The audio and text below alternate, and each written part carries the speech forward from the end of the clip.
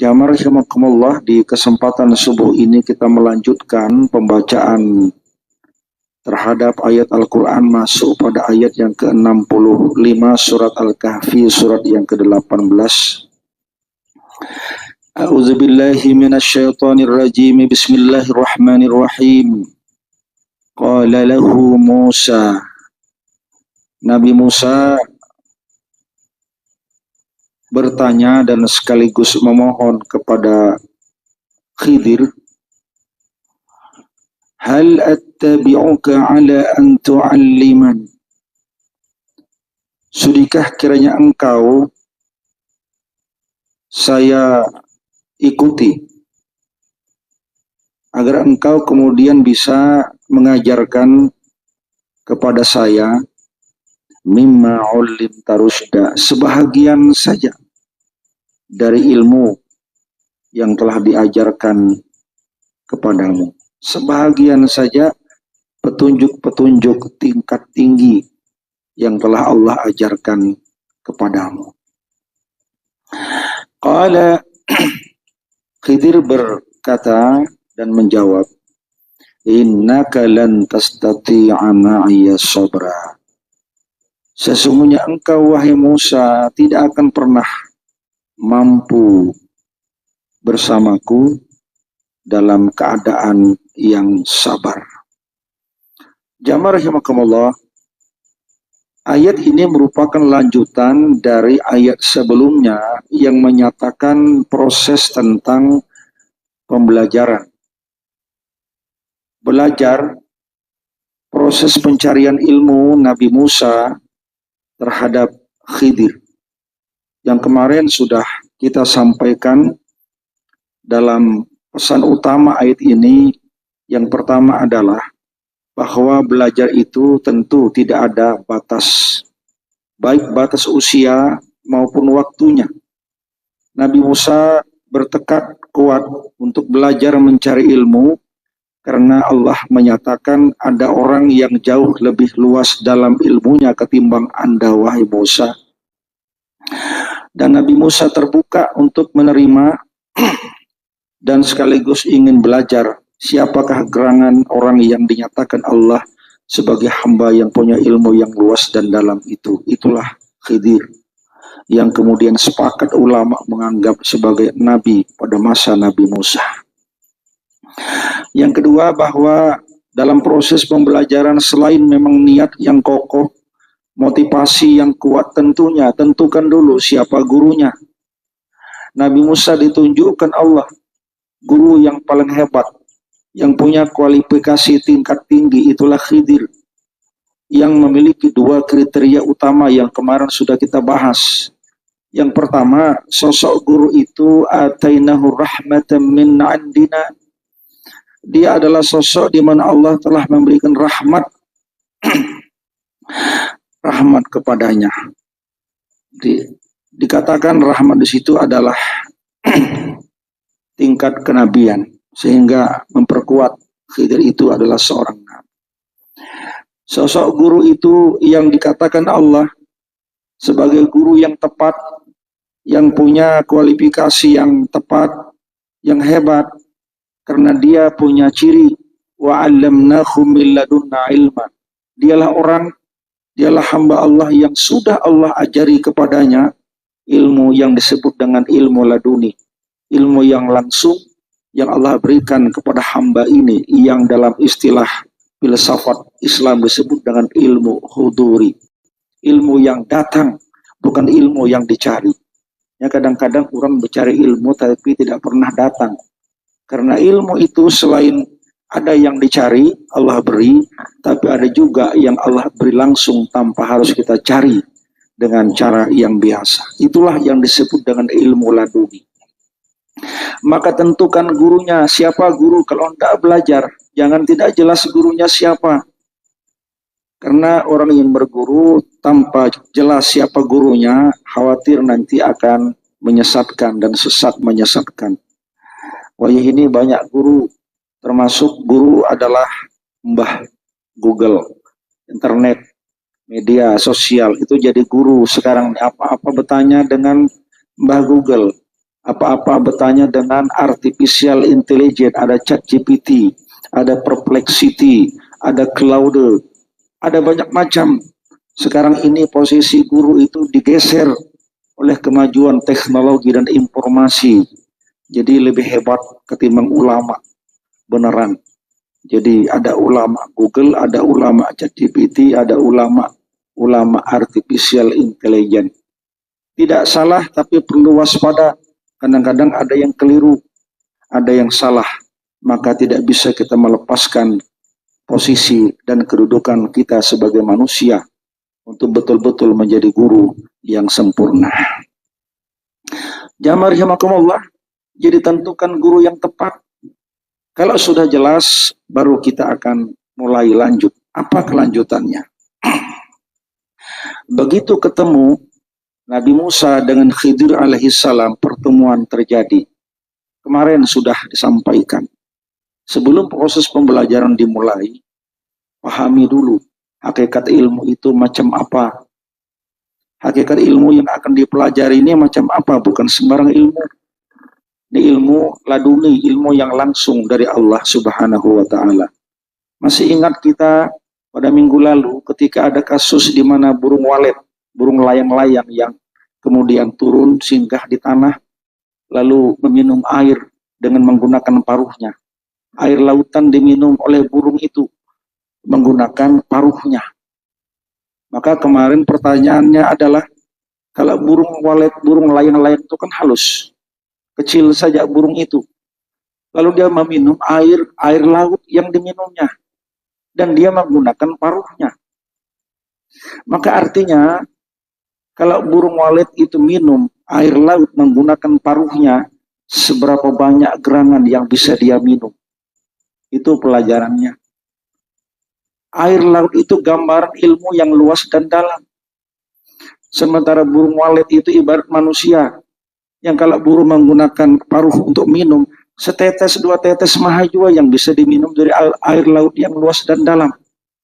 Artinya ilmu itu dicari, ilmu itu luas dan dalam. Manusia bisa mencari, bisa mendapatkan ilmu itu. Tapi sadari bahwa ilmu Allah itu begitu luas dan dalam. Mun kita belajar dapat ilmu, paling hanya secuil saja yang kita dapatkan dibanding dengan luasnya ilmu yang masih luas dan dalam dari ilmu Allah Subhanahu wa Ta'ala. Wa ma utitum minal ilmi illa qalila. Maka pahami dulu. Belum lagi belajar. Pahami dulu hakikat ilmu itu, jangan sampai kita salah, tersalah lebih baik mungkin daripada tersilahu. Ada ilmu tersilahu, salah kaji, salah maksud. Ya, jadi pahami dulu hakikat ilmu itu dari Allah. Allah yang memberi. Mun kita belajar, ada guru kita, guru hebat, kita belajar, tapi ilmu sebanyak apapun yang nanti bakal kita dapatkan, tancapkan saja pemahaman kesadaran kita bahwa ilmu yang Allah nanti bakal berikan hanyalah secuil sedikit saja dibanding ilmu Allah yang luas, bagaikan lautan yang luas dan dalam. Ini maknanya. Baik, menurut sudah paham, baru kemudian lanjut. Apa kelanjutannya? Ayat ini 65. Ujar Nabi Musa, qala lahu Musa, hal attabi'uka ala an tu'allimani. Wahai Khidir, ujar Nabi Musa, sudahkah gerangan aku mengikutimu? Sudahkah gerangan aku mengikutimu untuk apa? Untuk belajar. Ini bahasanya luar biasa. Kehalusan, kelembutan, ungkapan yang digunakan. Ini kalau kita terjemahkan seperti itulah. Karena kadang-kadang kalimat dalam bahasa Arab Al-Quran itu sulit untuk diterjemahkan dengan bahasa kita. Kadang-kadang tidak mewakili makna. Tapi kurang lebih seperti itulah ungkapannya. Sudikah kiranya engkau, wahai Khidir, aku ikuti, aku bersamamu, nanti kau ajari aku ilmu. Ini bahasanya kurang apalagi halusnya, lembutnya. Kenapa ini dilakukan? Ini menunjukkan yang pertama, betapa tawadunya Nabi Musa. Betapa rendahnya Nabi Musa. Sebagaimana dikatakan di awal, Nabi Musa sudah terbuka membuka diri. Kalau sekiranya memang ada orang yang lebih hebat, yang bisa menjadi guru untuk memberikan petunjuk kepadaku, aku siap, ujar Nabi Musa. Begitu memang ketemu gurunya, maka beliau menunjukkan ketawaduan, kerendah hatian, kerendah dirian. Karena apa? Di hadapan ini ada guru yang dinyatakan Allah punya ilmu yang luas dan dalam. Maka pesannya kita berguru, jaga lisan, jaga lidah, ungkapkan bahasa yang selembut dan sehalus mungkin. Jangan sampai kemudian ucapan kita itu membuat hati orang lain terluka gara-gara kasarnya perkataan yang kita ungkapkan ini. Nabi Musa sudah menggunakan bahasa kurang apa halus lembutnya. Hal attabi'uka. Sudikah kiranya aku ikut bersamamu? Dia hanya ikut, belajar maksudnya. Yang kedua, ini merupakan pembuka kata, pembuka kalimat untuk menyambung. Membahasa wahyu ini biar terjadi kesamaan frekuensi. Biar ada resonansi antara murid dengan guru, itu penting. Maka sebelum kita memulai pembelajaran, buka dulu suasana hubungan. Ya, supaya connect. Guru murid itu connect dulu. Kalau tidak connect, maka sulit, susah ilmu itu akan diberikan dan diterima. Maka ini kalimat pembuka agar terjadi komunikasi dan kesesuaian. Nah, dalam bahasa kita ya terjadi resonansi, terjadi penyesuaian frekuensi antara murid dengan guru. Harus nyambung dulu, harus connect dulu, supaya kemudian lancar berikutnya. Jamar himakumullah, karena tidak gampang-gampang permintaan Nabi Musa untuk membersamai Khidir itu nanti dalam konteks belajar. Di sini dikatakan hal attabi'uka. Sudikah kiranya, bisakah, bolehkah aku ittiba denganmu? Ittiba itu ngikut, mengumpati, ngikuti. Tapi tadi bukan sekedar ikut-ikutan, umpat-umpatan, tapi belajar. Inilah bedanya dalam istilah fikih disebut dengan taklid. Taklid itu artinya ikut-ikutan, umpat-umpatan juga secara bahasa sama. Tapi dalam konotasi makna taklid, ikut-ikutan, umpat-umpatan, di mau belajar. Itu masalahnya. Maka dikatakan ada ittiba, ada taklid. Ittiba itu ikut, umpat, tapi sambil belajar. Tapi kalau taklid, umpat-umpatan, bila orang banyak, umpat orang banyak, kemana orang ke situ juga inya, iya, macam apa? Aku umpat orang banyak, mahajuan. Itu namanya taklid. Tidak mencari tahu. Kenapa kemudian orang banyak pergi ke sana, pergi ke sini, melakukan dengan cara seperti itu? Kenapa? Tidak mau tahu. Pokoknya masa bodoh. Bila orang ke sana umpat juga ngikut, ngekor. Ini membahasa kita mungkin taklid sama dengan ngekor saja. Itulah bedanya konotasi makna antara ittiba dengan taklid. Nabi Musa bukan taklid, ittiba, ngikut bersama. Ngikut bersama itu bukan sekedar ikut-ikutan sebentar, memakan waktu yang lama. Jadi ittibanya itu memang betul-betul istiqomah dan mutkin bersama dengan Nabi Khidir alaihissalam. Bukan hanya sekejap, bukan hanya sehari, 2 hari bahasa kita. Jadi belajar itu perlu waktu yang lama. Di mana perlu waktu yang lama? Ya sebagaimana diajarkan pada ayat sebelumnya, bahwa proses pembelajaran itu perlu waktu. Sejak awal menyiapkan keberangkatan dari wilayah Mesir menuju ke utara, ke tepi laut mati ya, dengan laut Mediterranean di bagian utara. Itu jauh sekali, memakan waktu yang lama. Ketika ketemu dengan sang guru pun belajar dengan waktu yang lama. Nanti ada banyak kisah berikutnya yang bisa kita ungkapkan. Jamaah rahimakumullah, maka Ketika kemudian Nabi Musa menyatakan aku ittiba bersamamu, mengikuti denganmu, itu maknanya ikut bersama dalam waktu yang lama, tapi tujuannya sambil belajar, menggali. Itulah bedanya dengan taklid yang dalam tradisi fikih biasa kita temukan dengan ungkapan kita mengikuti pendapat si A si B. Tapi kalau kita mengikuti pendapat si A sambil mencari tahu nih kenapa kira-kira dalilnya apa penyebabnya, itu ittiba. Tapi kalau tidak mau tahu pokoknya umpot aja, apa orang banyak nih masuk kategori taklid. Ya, lebih parah muntaklid buta. Dia mau tahu pokoknya umpati aja sudah. Orang salah akhirnya salah juga. Tapi kalau kita sambil mencari tahu kan, ya itu insya Allah dapat pahala dari usaha kita mencari tahu. Salah juga kan itu adalah dapat pahala satu, ya. Benar ya dapat pahala lebih 10 dan seterusnya. Jamaah, itulah kenapa digunakan kata-kata ittiba. Aku ikut bersamamu dalam waktu yang lama belajar. Hal attabi'uka ala an tu'allimani mimma 'ullimta rusyda.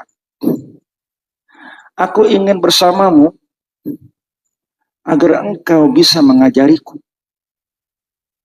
Jadi terjadi dua arah. Nabi Musa sudah menyampaikan, sudahkah kau ingat mengajari aku? Adakah sedikit waktu bisa memberiku pelajaran? Tapi tidak sekedar cukup dari Nabi Musa saja. Harus ada upaya berbalas sebagai bentuk jawaban. Karena tadi, supaya ada koneksi, supaya ada kesamaan frekuensi, supaya ada resonansi antara guru dengan murid. Nabi Musa membuka dengan perkataan yang kedua. Antu'alliman. Aku dah minta, nanti kita beri saya. Maka permintaan itu harus ada jawaban. Tidak akan terjadi koneksi yang baik kalau hanya sepihak saja. Nabi Musa secara etis sudah menyatakan kehendak kemauan belajar bersama dengan Khidir. Tapi nanti Khidir pun akan bersedia pula untuk mengajari. Ini ada banyak orang kan mencari guru niat baik dah. Dapat dah guru nih, tepat dah. Tidak belajar sampaikan niat. Guru aku tidak belajar, guru kira-kira bisakah mengajari kami? Belum tentu sudah bersedia, itu masalahnya. Aku belum siap lagi mengajari kita, karena kulihat kita ini belum matang lagi. Takutnya menku ajari ilmu ini, takutnya salah-salah. Ini kan tidak terjadi koneksi. Sang guru belum siap memberikan pengajarannya kepada sang murid. Maka Nabi Musa menyatakan, antu'allimani, nanti kau ajari aku. Disitulah kemudian Nabi Musa kembali menegaskan, bukan ilmu dalam arti secara keseluruhan, karena ilmu itu luas dan dalam. Tapi Nabi Musa kembali menegaskan, mimma ullimta rusyda. Tidak usahlah ilmu itu segalanya kau berikan, kau ajarkan kepadaku dari apa yang telah Allah ajarkan kepadamu. Mimma saja, sebagian saja. Macam apa kira-kira halusnya Nabi Musa? Beadabnya anak murid kepada sang guru. Wahai guru, bisakah adakah waktu mengajari kami barang sedikit saja ilmu yang kau dapatkan dari Allah, diusah segalanya. Itu betapa tawadunya Nabi Musa di hadapan Khidir alaihissalam.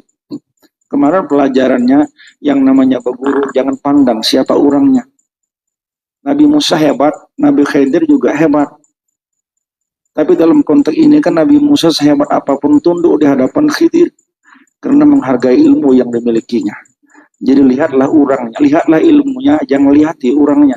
Unzur ma qala wa la tanzur ila man qala. Itulah ajaran Nabi Musa alaihissalam. Sebahagian saja ilmu diusah segalanya. Tapi ilmu yang mana yang diajari, yang bakal nanti disampaikan kepada Nabi Musa alaihissalam, mimma ullimta rusyda. Ar-rusyd itu adalah gambaran simbol daripada ilmu tingkat tinggi. Makanya rusyd itu diterjemahkan pula dengan petunjuk yang bisa membimbing orang. Maka biasa rasyid itu kan petunjuk. Ajari aku sebahagian saja ilmu yang nanti bakal bisa memberikan petunjuk pada apa? Pada kebaikan dan kebenaran. Maka Nabi Musa sebetulnya bekali mencari ilmu tingkat tinggi. Nabi Musa kurang apa ilmunya? Sebelum Allah nyatakan ada ulama, ada orang lain yang lebih tinggi ilmunya ketimbang Anda, bukankah Nabi Musa sudah mengakui, aku nih ilmuku ini sudah sampai, ilmuku ini sudah hebat, aku paling pintar, tidak ada yang lebih pintar ketimbang aku. Kurang apa ilmunya Nabi Musa? Tapi sebagaimana catatan kita pada minggu lalu, ilmu Nabi Musa itu masih menurut sebahagian mufasir adalah ilmu yang mengarah pada ilmu zahir saja. Logika, kausalitas, sebab akibat, ilmu kealaman, itu yang dimiliki oleh Nabi Musa. Ada sisi yang kurang. Itulah yang disebut dengan ilmu batin. Karena ada az-zahir wal batin. Ada ilmu zahir, ada ilmu batin. Maka Nabi Musa siap sedia membuka diri untuk belajar apa yang disebut dengan mimma ulim tarusda. Sebahagian saja daripada rahasia ilmu tingkat tinggi yang nanti mengarah pada ilmu batin, yang dimana nalar logika manusia kadang-kadang tidak sanggup untuk memahaminya. Itulah kenapa kemudian pertemuan ini begitu penting, karena simbol mempertemukan antara ilmu zahir, ilmu batin. Tapi untuk belajar ilmu batin ini, Nabi Khidir sudah mewanti-wanti. Apa ujar Nabi Khidir? Qala innaka lan tastati'a ma'iya sabra. Wahai Nabi Musa, mun kita hendak belajar ilmu batin, sepertinya kau tidak sabar untuk belajar bersama dengan aku. Maka ini yang menjadi prasyarat untuk belajar itu. Ternyata tidak cukup hanya niat dan motivasi, tidak hanya cukup waktu dan kemudian persiapan, serta kelengkapan jasmani rohani, tapi yang diperlukan juga adalah unsur kesabaran. Macam apa kelanjutannya? Insya Allah kita sambung pada pertemuan yang akan datang. Aku qauli hadza wa astaghfirullah. Wassalamualaikum warahmatullahi wabarakatuh. Waalaikumsalam warahmatullahi wabarakatuh.